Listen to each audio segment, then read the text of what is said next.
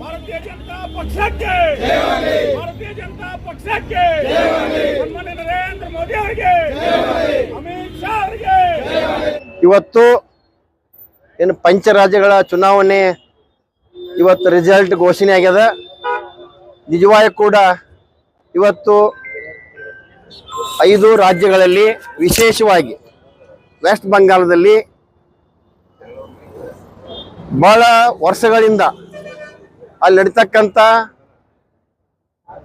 ಭ್ರಷ್ಟಾಚಾರ ಇರ್ಬೋದು, ಇವತ್ತು ಅದನ್ನೆಲ್ಲವನ್ನು ಗಮನದಲ್ಲಿಟ್ಟುಕೊಂಡು ಪಾಕಿಸ್ತಾನ ಮತ್ತು ಬಾಂಗ್ಲಾದೇಶ ನುಸುಳುಕೋರನ್ನ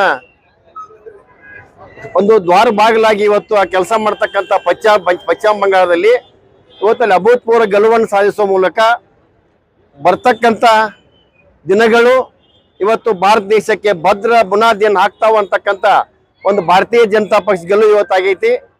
ಒಟ್ಟಾಗಿ ಇವತ್ತು ಭಾರತೀಯ ಜನತಾ ಪಕ್ಷ ಬರುವ ದಿನಮಾನದಲ್ಲಿ ಎಲ್ಲ ಕಾಂಗ್ರೆಸ್ ಮುಕ್ತ ಮಾಡ್ತಕ್ಕಂಥ ಒಂದು ಹೋರಾಟದಲ್ಲಿ ಏನು ಪ್ರಯತ್ನ ಮಾಡ್ತಾ ಇತ್ತು, ಇವತ್ತು ಅದು ಯಶಸ್ವಿಯಾಗ್ಯದ. ವಿಶೇಷವಾಗಿ ನಮ್ಮ ರಾಷ್ಟ್ರೀಯ ಅಧ್ಯಕ್ಷ ನಿತಿನ್ ನವೀನ್ ಅವರು ಇವತ್ತು ಯುವಕರು ರಾಷ್ಟ್ರೀಯ ಅಧ್ಯಕ್ಷರಾದ ತಕ್ಷಣ ಇದು ಅಭೂತಪೂರ್ವ ಗೆಲುವು ನಮ್ಮ ದೇಶಕ್ಕೆ ಸಿಕ್ಕಿದ್ದು ಬಹಳಷ್ಟು ಇದು ಕೊಡುಗೆ ಅಂತ ಹೇಳ್ಬೋದು.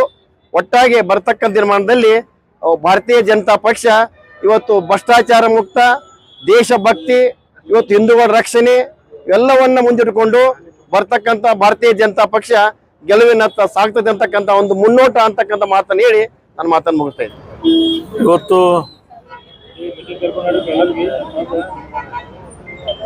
ಬಹಳ ಸಂತೋಷದ ಭಾರತೀಯ ಜನತಾ ಪಕ್ಷದ ಗೆಲುವನ್ನು ಸಾಧಿಸ್ತಕ್ಕಂಥ ಸಂದರ್ಭದಲ್ಲಿ 3 ರಾಜ್ಯದಲ್ಲಿ ಇವತ್ತು ಅಭೂತಪೂರ್ವವಾಗಿ ಈ ಗೆಲುವನ್ನು ಸಾಧಿಸ್ತಕ್ಕಂಥ ಸಂದರ್ಭದಲ್ಲಿ ಇವತ್ತು ನಮ್ಮ ಬಿಜಾಪುರ ಜಿಲ್ಲೆಯ ಅಧ್ಯಕ್ಷರ ನೇತೃತ್ವದಲ್ಲಿ ಇವತ್ತು ಏನು ಒಂದು ಉತ್ಸವವನ್ನು ಹಮ್ಮಿಕೊಂಡಿದ್ದೀವಿ. ನಾವು ಮಾಧ್ಯಮದ ಮುಖಾಂತರ ನೋಡ್ತಿದ್ದೆವು. ಭಾಳ ಸೋಕಿನಿಂದ ಇವತ್ತು ಹಲವಾರು ವರ್ಷಗಳಿಂದ ಪಶ್ಚಿಮ ಬಂಗಾಳದಲ್ಲಿ ಇರ್ತಕ್ಕಂಥ ದೀದಿ ಎಷ್ಟು ಸೊಕ್ಕಿಲಿಂದ ಮಾತನಾಡ್ತಕ್ಕಂಥದ್ದು ಅಧಿಕಾರದ ಅಹಂಕಾರದಿಂದ ಇವತ್ತೇನು ಭಾರತೀಯ ಜನತಾ ಪಕ್ಷ ನಮ್ಮ ದೇಶದ ಪ್ರಧಾನಿ ನರೇಂದ್ರ ಮೋದಿಜಿಯವರು ಮತ್ತು ಅಮಿತ್ ಶಾಜಿಯವರ ನೇತೃತ್ವದಲ್ಲಿ ನಮ್ಮ ರಾಷ್ಟ್ರೀಯ ಅಧ್ಯಕ್ಷರ ನೇತೃತ್ವದಲ್ಲಿ ಭಾಳ ಒಂದು ಅದ್ಭುತವಾದ ಒಂದು ಗೆಲುವನ್ನು ಸಾಧಿಸಿದರೆ ಆ ಕ್ಷೇತ್ರದ ಜನತೆಗೆ ನಾನು ಬಿಜಾಪುರ ಜಿಲ್ಲೆ ವತಿಯಿಂದ ನನ್ನ ವೈಯಕ್ತಿಕವಾಗಿ ನಮ್ಮೆಲ್ಲ ಕಾರ್ಯಕರ್ತರ ವೈಯಕ್ತಿಯಿಂದ ಹೃತ್ಪೂರ್ವಕವಾಗಿ ಅಭಿನಂದನೆಗಳನ್ನು ಸಲ್ಲಿಸಲಿಕ್ಕೆ ನಾನು ಬಯಸ್ತೇನೆ.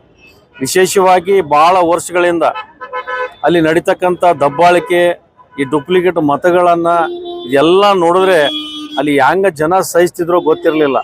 ಆದರೂ ಕೂಡ ಇವತ್ತು ನರೇಂದ್ರ ಮೋದಿಜಿಯವರು, ಅಮಿತ್ ಶಾಜಿಯವರು ಮತ್ತು ನಮ್ಮ ದೇಶದ ನಡ್ಡಾಜಿ ಇವರು ನಮ್ಮ ರಾಷ್ಟ್ರೀಯ ಅಧ್ಯಕ್ಷರ ನೇತೃತ್ವದಲ್ಲಿ ಇವತ್ತು ಬಹಳ ಬಹುಸಂಖ್ಯೆಯಲ್ಲಿ ಇವತ್ತು ಏನು ಜಯವನ್ನು ಸಾಧಿಸಿದರೆ ಅವರಿಗೆಲ್ಲರಿಗೂ ಕೂಡ ಧನ್ಯವಾದಗಳನ್ನು ಹೇಳಲಿಕ್ಕೆ ನಾನು ಬಯಸ್ತೇನೆ. ಇವತ್ತಿನ ದೇಶದ ರಾಜಕೀಯ ದಿಕ್ಕನ್ನೇ ಬದಲಾಯಿಸುವಂಥ ಒಂದು ಪಶ್ಚಿಮ ಬಂಗಾಳದ ಚುನಾವಣೆ ಫಲಿತಾಂಶವನ್ನು ಇವತ್ತು ನಾವು ಭಾರತೀಯ ಜನತಾ ಪಕ್ಷ ವತಿಯಿಂದ ಸ್ವಾಗತ ಮಾಡಲಿಕ್ಕೆ ಬಯಸ್ತಾ ಇದ್ದೀವಿ. ಹಲವಾರು ದಶಕಗಳ ಹೋರಾಟದ ಪ್ರತಿಫಲವಾಗಿ ಇವತ್ತು ಸನ್ಮಾನ್ಯ ನರೇಂದ್ರ ಮೋದಿಯವರು ಮತ್ತು ಅಮಿತ್ ಶಾ ಅವರ ನೇತೃತ್ವದಲ್ಲಿ ಪಶ್ಚಿಮ ಬಂಗಾಳದಲ್ಲಿ ಐತಿಹಾಸಿಕವಾದಂಥ ರಾಜಕೀಯ ಬದಲಾವಣೆಯನ್ನು ಭಾರತೀಯ ಜನತಾ ಪಕ್ಷ ತಂದಿದೆ ಅನ್ನುವಂಥ ಮಾತನ್ನು ಈ ಸಂದರ್ಭದಲ್ಲಿ ಹೇಳುವ ಮುಖಾಂತರ ಇವತ್ತು ದೇಶದಲ್ಲಿ ನನ್ನ ಮಾಡಿದಂತಾನೇ ಕಾನೂನು ಅನ್ನುವಂಥ ಒಂದು ವ್ಯವಸ್ಥೆಯಲ್ಲಿ ದೀದಿಯವರು ಮಾತನಾಡ್ತಾಯಿದ್ರು. ಇವತ್ತು ರಾಷ್ಟ್ರಪತಿಗೆ ಗೌರವ ಕೊಡದಂಥ ಅವ್ರಿಗೆ ಅಷ್ಟು ಒಂದು ಅಧಿಕಾರದ ಒಂದು ಇದು ಸೊಕ್ಕು ಅವ್ರಿಗೆ ಮೈಗೂಡಿಸ್ಕೊಂಡಿದ್ರು. ಅಂಥ ಒಂದು ರಾಜಕೀಯ ವ್ಯವಸ್ಥೆಯಲ್ಲಿ ಇದೀಗ ನಮ್ಮ ಅಧ್ಯಕ್ಷ ಹೇಳಿದಾಗೆ ಒಂದು ನುಸುಳುಕೋರರ ಒಂದು ರಕ್ಷಣಾ ಕೇಂದ್ರ ಆಗಿತ್ತದು. ಪಶ್ಚಿಮ ಬಂಗಾಳ ಪಾಕಿಸ್ತಾನದವರ ರಕ್ಷಣಾ ಕೇಂದ್ರನೇ ಪಶ್ಚಿಮ ಬಂಗಾಳ. ಅವರೆಲ್ಲರನ್ನು ಸಂರಕ್ಷಣೆ ಮಾಡಿಕೊಂಡು ಅವ್ರ ವೋಟ್ ಬ್ಯಾಂಕ್ ಮಾಡಿಕೊಂಡು ಅವ್ರ ಅಧಿಕಾರ ಪಡೆಯುವಂಥ ಒಂದು ದುರ್ಮಾರ್ಗ ಇವತ್ತು ದೇಶದ ಜನತೆ, ಪಶ್ಚಿಮ ಬಂಗಾಳ ಜನತೆ ಸಂಪೂರ್ಣವಾಗಿ ಕಿತ್ತಾಕಿದ್ದಾರೆ. ಇದಕ್ಕೆ ನಾನು ಭಾರತೀಯ ಜನತಾ ಪಕ್ಷದ ವತಿಯಿಂದ ಆ ಜನತೆಗೆ ಹೃತ್ಪೂರ್ವಕವಾದಂಥ ಕೃತಜ್ಞತೆಗಳನ್ನು ಸಲ್ಲಿಸಿ ಬರುವಂಥ ದಿನಮಾನಗಳಲ್ಲಿ ಯಾವ ರೀತಿ ನಾವು ನರೇಂದ್ರ ಮೋದಿ ನಾವು ಎಷ್ಟು ಸಂತೋಷ ಆಗಿದೆ ಅಂದ್ರೆ ಏನ್ 400 ಪಾರ್ ಆಗ್ಬೇಕನ್ನುವಂತ ನರೇಂದ್ರ ಮೋದಿ ಕನಸಿತ್ತು, ಅದು ಇವತ್ತು ನನಸಾಗಿದೆ ಅನ್ನುವಂತ ಸಂತೋಷ ನಮ್ಗೆ ವ್ಯಕ್ತ ಆಗಿದೆ. ಪಶ್ಚಿಮ ಬಂಗಾಳದ ಒಂದು ರಾಜಕೀಯ ವ್ಯವಸ್ಥೆ ಇವತ್ತೇನು ಜನ ತೀರ್ಮಾನ ತಗೊಂಡ್ರೆ, ಮೊನ್ನೆ ನಡೆದಂತ ಮಹಿಳಾ ಮೀಸಲಾತಿ ವಿರೋಧ ಮಾಡಿದಂತ ಕಾಂಗ್ರೆಸ್ ಅದನ್ನ ಇತರ ಮಿತ್ರ ಪಕ್ಷಗಳು ಸಂಪೂರ್ಣ ಕಸಗುಡ್ದ. ಇವತ್ತು ಕಾಂಗ್ರೆಸ್ ಸಂಪೂರ್ಣ ಇದಾಗ್ಯದ. ಇವತ್ತು ಅದನ್ನು ಕೂಡ ಇದಕ್ಕೆ ಬಹಳಷ್ಟು ಮಹಿಳೆಯರು ನಮ್ಮ ಭಾರತೀಯ ಜನತಾ ಪಕ್ಷಕ್ಕೆ ಬೆಂಬಲ ಕೊಟ್ಟರು ಅನ್ನುವಂಥ ಕೂಡ ಸರ್ವೆ ಮುಖಾಂತರ ಸಾಕಷ್ಟು ಟಿವಿ ಮಾಧ್ಯಮದಲ್ಲಿ ನಾನು ನೋಡಿದ್ದೀನಿ. ಇಂಥ ಒಂದು ವ್ಯವಸ್ಥೆಯನ್ನು ಭಾರತೀಯ ಜನತಾ ಪಕ್ಷ ಇಡೀ ದೇಶದಲ್ಲಿ ಇವತ್ತೆಲ್ಲ ರಾಜ್ಯಗಳಲ್ಲಿ ಕೂಡ ಭಾರತೀಯ ಜನತಾ ಪಕ್ಷಕ್ಕೆ ಹೊಂದಿದೆ. ಇನ್ನು 2-3 ರಾಜ್ಯಗಳು ಉಳಿದಾವ.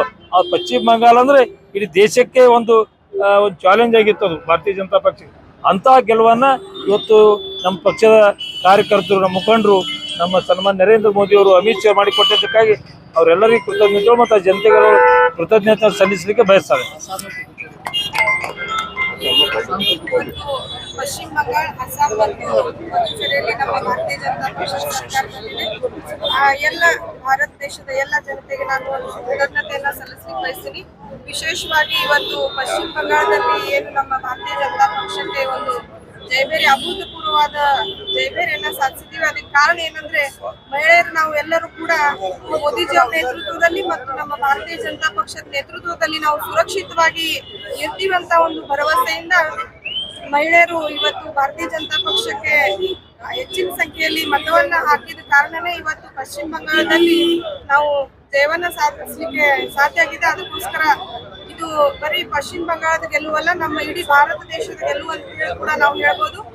ಈ ರೀತಿ ನಮ್ಗೆ ನಮ್ಮ ಪಕ್ಷದ ಮೇಲೆ ವಿಶ್ವಾಸವಿಟ್ಟು ನಮ್ಗೆ ಜಯಬೇರಿನ ಸಾಧಿಸಿಕೊಟ್ಟಂತಹ ಎಲ್ಲ ಪಶ್ಚಿಮ ಬಂಗಾಳದ ಮತ್ತು ಅಸ್ಸಾಂ ಮತ್ತು ಪುದುಚೇರಿ ಎಲ್ಲ ಜನತೆಗೆ ನಾನು ಕೃತಜ್ಞತೆಯನ್ನು ಸಲ್ಲಿಸಲಿಕ್ಕೆ. ಪಶ್ಚಿಮ ಬಂಗಾಳ ಇದೇ ಆಗಲಿ ಇವರಿಗೆ ಜನತೆ ಒಂದು ತಕ್ಕ ಪಾಠ ಕಲಿಸಿದ ಅದರ ಪ್ರತಿಫಲನ ಇದು ಅಂತ ಹೇಳಿ ನಾವು ಹೇಳ್ಬೋದು. ಯಾಕಂದ್ರೆ ಬಿಬಿಎಂ ರಾಜ್ಯದಲ್ಲಿ ಆಗಿರ್ಬೋದು ಮತ್ತು ಕಾಂಗ್ರೆಸ್ ಸರ್ಕಾರದಲ್ಲಿ ಯಾವುದೇ ತರಹದ ಸುರಕ್ಷತೆ ಮಹಿಳೆಯರಿಗಿಲ್ಲ.